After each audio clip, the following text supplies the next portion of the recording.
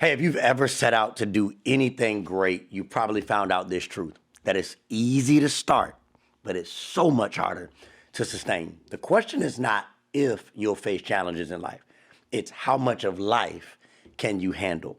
That's why today we're talking about 4 habits to build a resilient life.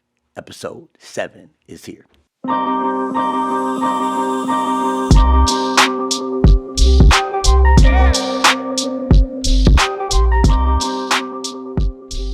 What's going on, Square One family? It is episode Sam. That's right, I said Sam because where I'm from, sometimes you got to say it like that. We're super excited for this episode. It's one of my favorite things to talk about, and I'm just going to try not to get ahead of myself because I just got to get some household things done.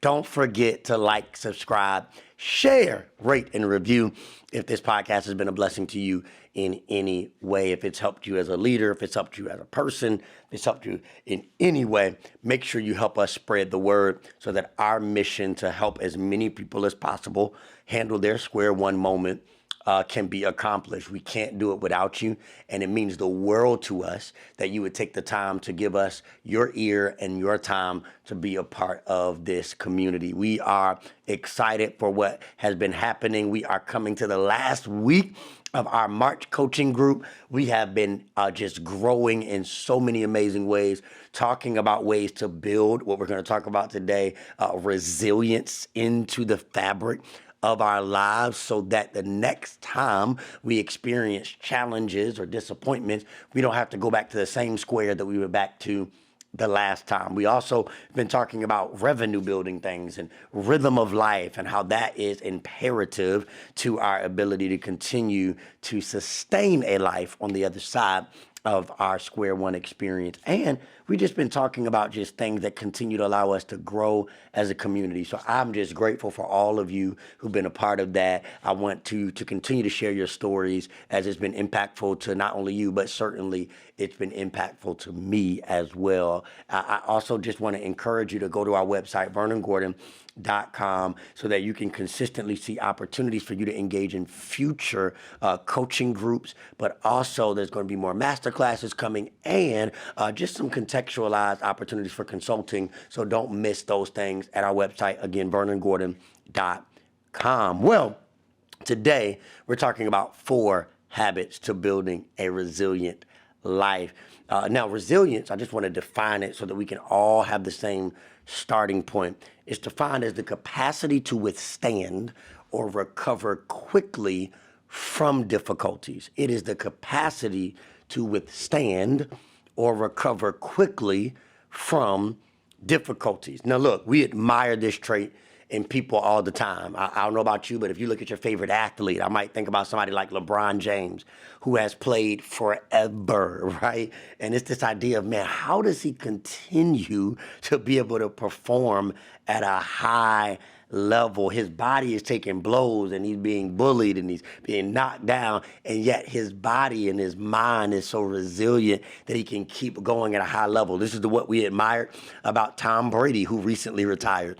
It's like, 20 years, like he just keeps doing the same things after being hit, after being knocked down, after difficulty, after losses, and yet he shows back up with a continued and renewed sense of being able to produce at a high level. We would define these people as resilient, not just athletes, right? We also probably have known people in our life who we've just admired their resilience. Like we look at their life and it's like, man, if it had been me, come on, everybody has one of those.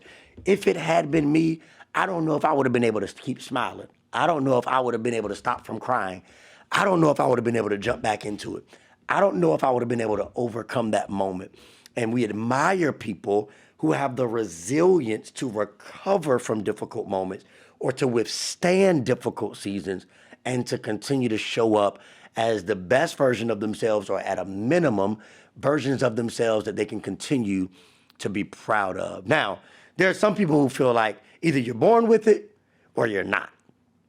And I don't believe that. I believe that with the right habits and practices, you can develop more resilience to withstand and recover from life's difficulties. The same way we just talked about the athletes who train their bodies, manage what they consume, apply the proper recovery time for them to continue to be in the game longer. I think the same is true for our hearts, our minds, our lives, that we can, with the right habits, train ourselves through practice, through principles, and through consistency to develop more resilience for our life seasons. And here's why this topic matters. The key to winning in life is not about how much you can do. It's about how much can you take. Hear me. This means the will to win must be matched by the will to work on areas where you're weak. You gotta have the will, not just to win. That's great. That's optimistic. But what happens when your weaknesses show up on your journey to winning? You gotta have the same will to work on the areas where you are weak. Why? Because the key to winning in life is just not about how much you can do. It's about how much can you take. And if you can't tell by now, this is one of my most passionate areas of the book. It's one of the most passionate areas I love coaching on. It's one of the areas I love coaching and doing consulting on for teams and staffs, for organizations, because over and over again, I think people can do a lot, but you gotta be able to take some things. Hear me. If you know you can't withstand heartbreak, work on that. If you know you can't withstand opinions of people, work on that. If you know you can't withstand pressure, work on that. Why? Because you got to apply the same will to work on your weaknesses as you do to work on winning. Otherwise, winning will hurt you. Winning can break you. Winning can put you back at square one because you didn't work on the things that you were weak on. I believe there's no greater preventative measure to square one seasons than building resilience into your life. I think if we started focusing as people on building the habits of resilience, we would not only know how to throw a punch, we would know how to take one, right? We wouldn't just know how to start, we know how to sustain, right? I love what Angela Duckworth says. She says, enthusiasm is common. Endurance is rare. Enthusiasm is common. Endurance is rare. We all know it, right? Maybe we've been the person, it's like it's easy to start something and we consistently post, I'm starting this and I'm doing this and I got a t-shirt line out and I got a new business down and I'm doing this at challenge and I'm doing this. And over time, we have enthusiasm, but that enthusiasm isn't met or matched with endurance, right? Another quote that I really love by Elizabeth Edwards here, resilience is accepting your new reality, even if it's less good than the one you had before. You can fight it. You can do nothing but scream about what you've lost, or you can accept and try to put together something that's good. This is what Square One Seasons is all about. It's about accepting the reality that the project might have failed. The moment might have been a mess. The plan might have went left. The person, they left. The loss is real and legitimate. But as I accept that reality, even if it's less good than the one I had before, right? I can still put together good even in this. Let me be clear. Resilience is not about ignoring your reality. It's about having a proper response to your reality. Scripture even talks about this and it models it so well. And as I've said multiple times before, this podcast is for everybody. There are plenty of people who will listen, who are entrepreneurs, who are doctors, who are lawyers, who are in industries where they may not necessarily believe like I believe. Hear me, you still belong here. But as I've said many times, my faith is at the foundation of how I navigate Square One Seasons and certainly how I navigate every aspect of my life. And in 2 Corinthians 4, I think I see something that just really shapes my perspective around resilience. 2 Corinthians chapter 4, and again, this is verses 8 through 9 and 16 through 18. And it says this, we are pressed on every side by troubles, but we are not crushed. We are perplexed, but not driven to despair. We are hunted down, but never abandoned by God. We get knocked down, but we are not destroyed. Goes on to say this in verse 16. That is why we never give up. Though our bodies are dying, our spirits are being renewed every day. For our present troubles are small and won't last very long. Yet they produce for us a glory that vastly outweighs them and will last forever. So we don't look at the troubles we can see now. Rather, we fix our gaze on things that cannot be seen. For the things we see now will soon be gone, but the things we cannot see will last forever. I just want you to see the beautiful tension of this passage. It doesn't ignore reality. It just has a response to reality. That's resilience. He says, we're pressed on every side. Truth. By troubles. Got it. But we're not crushed. We're perplexed. But I'm not going to be driven to despair. Hunted down. But I'm never abandoned. I got knocked down. But I'm not destroyed. He says, the reality is real and true. But my response to it is resilience. I'm going to see the good. I'm going to see that my spirit is not going to be crushed, even if my circumstances were crushing. And I think this is critical to all of our abilities to be able to continue to build a resilient life. So how do we do it? How do we build a resilient life? 4 habits, I believe, that are critical to building a resilient life. Each of these habits, don't miss this, is hard. Watch this. Because you can't strengthen what you won't stretch.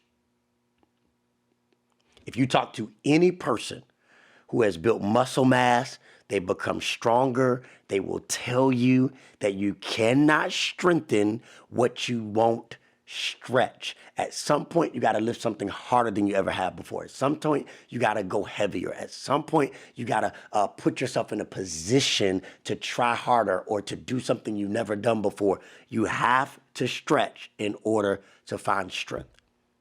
And so here are the 4 habits to building a resilient life. The first one is you got to protect your rest. Now, I know this one is anticlimactic. I know you were waiting for something deeper. I just said it was going to be hard, and you're like, Vernon, really rest? That's what you're going to lead with? Absolutely.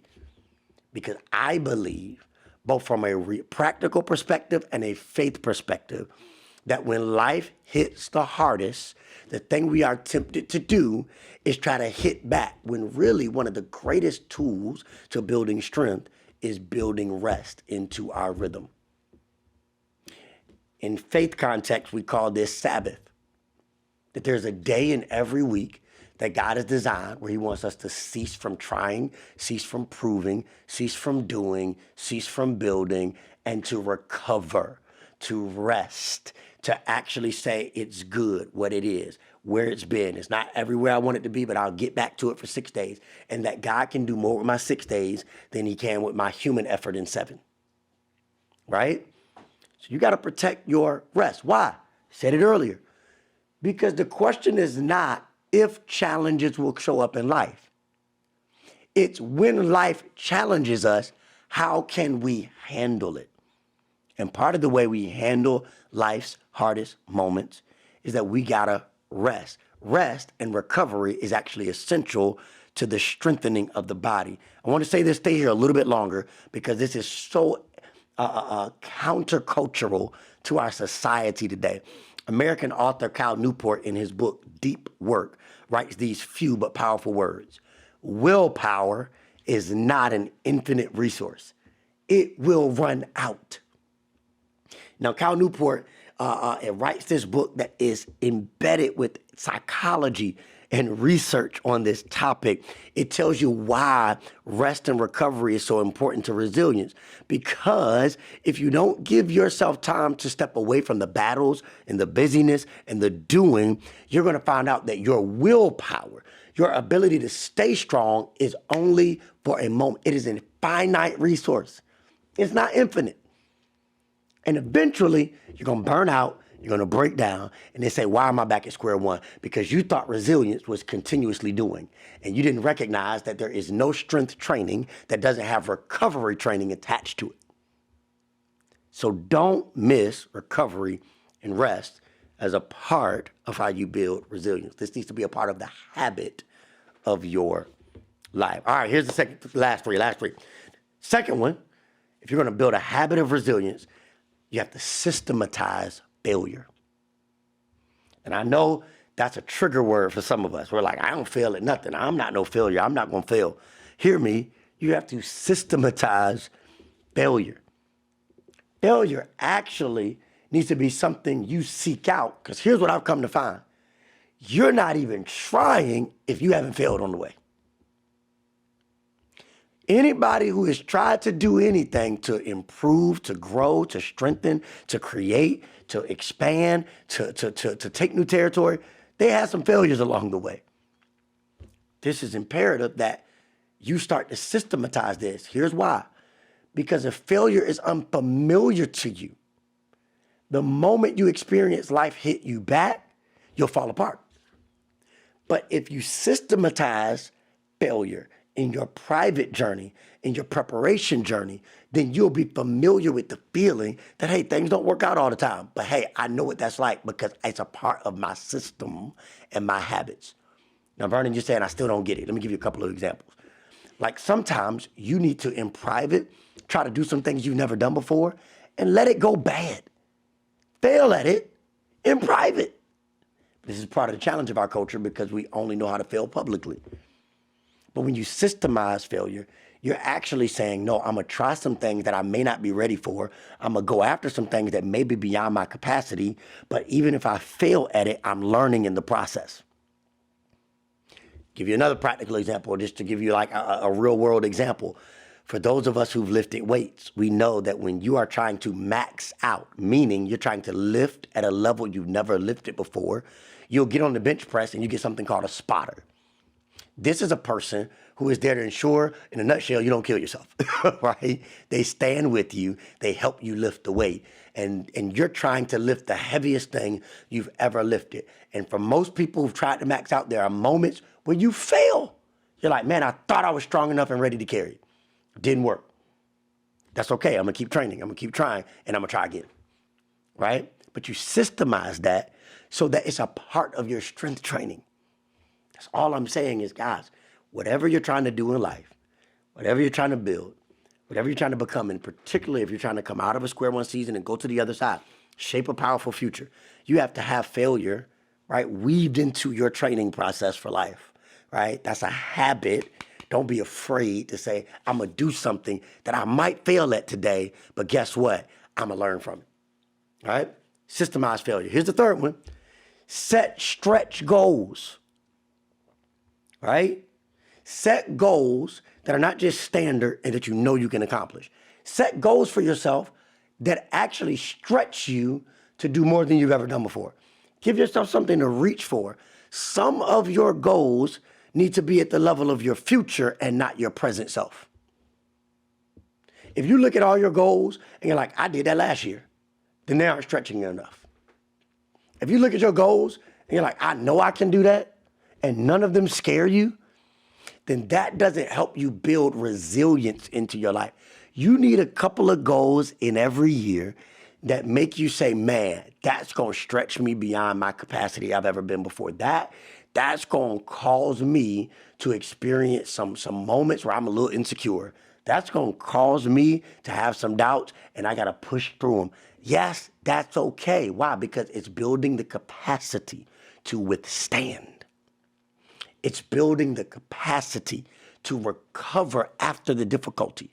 But if you never put yourself in a position to experience the difficult, if the only time difficult shows up is unexpectedly, you're always going to fall or crumble at the life experiences that you didn't see coming. But if you can learn to familiarize yourself with stretch and going after things and saying, hey, I know what it's like to push myself. I know what it's like to say, man, I didn't hit the mark, but that's okay. Then when life's unexpected challenges come, you can at least say, hey, not what I wanted, but I've been here before. I know this feeling. It is not foreign to me, right? And about every year, there's probably a goal or two that I might not hit.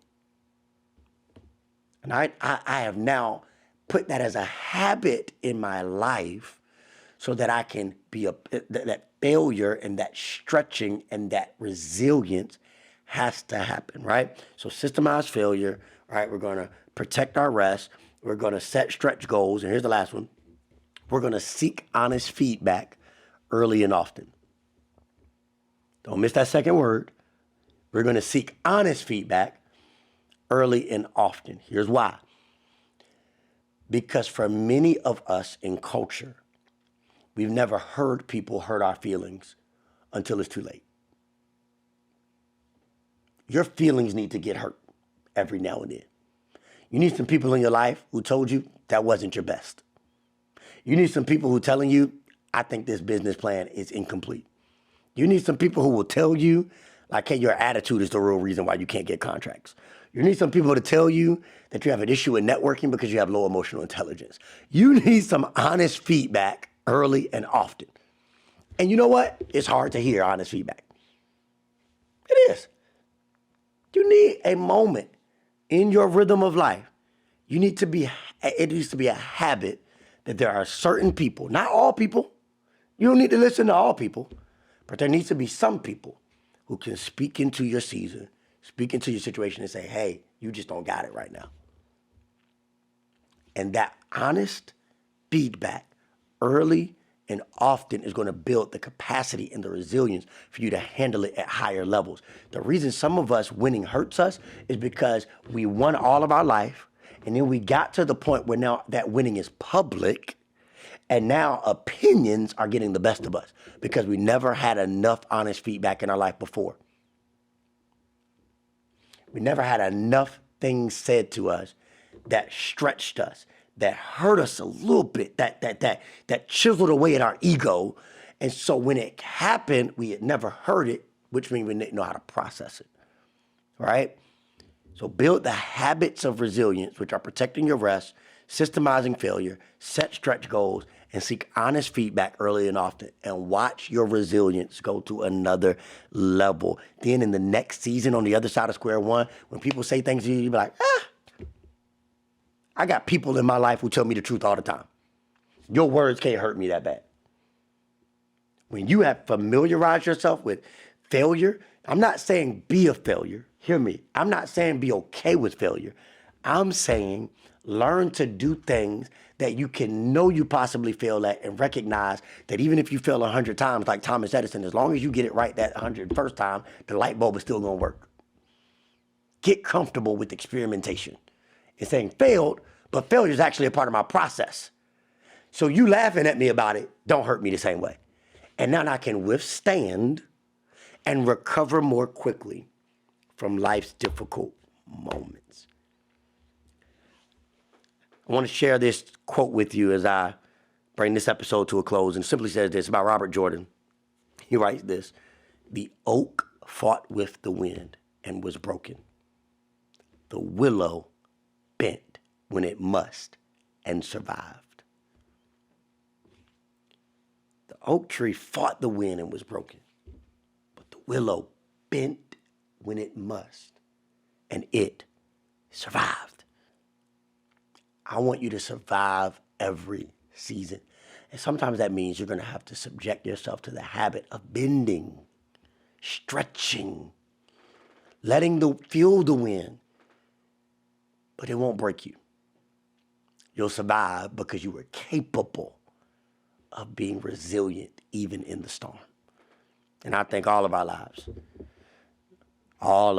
yes, that's right, me and you, can use a little more resilience so that we can see the other side of square one seasons. So here's my challenge. I want you to choose one of the 4 habits and spend the next 30 days working to build a plan of it into your life. One of the 4 habits. And say, how can I add this habit to my next 30 days and build a plan for it in my life? Here's why. Because life will hit back at some point. The question is not, do we want to win? We know we can do. Question is, how much can we take? Hey, I love you. I hope this episode was as exciting for you as it was for me. If it helped you in any small way or big way, share it with others. Make sure they get the word. Like, subscribe, share, rate, review. Text somebody, email somebody, be like, yo, you got to check this episode out.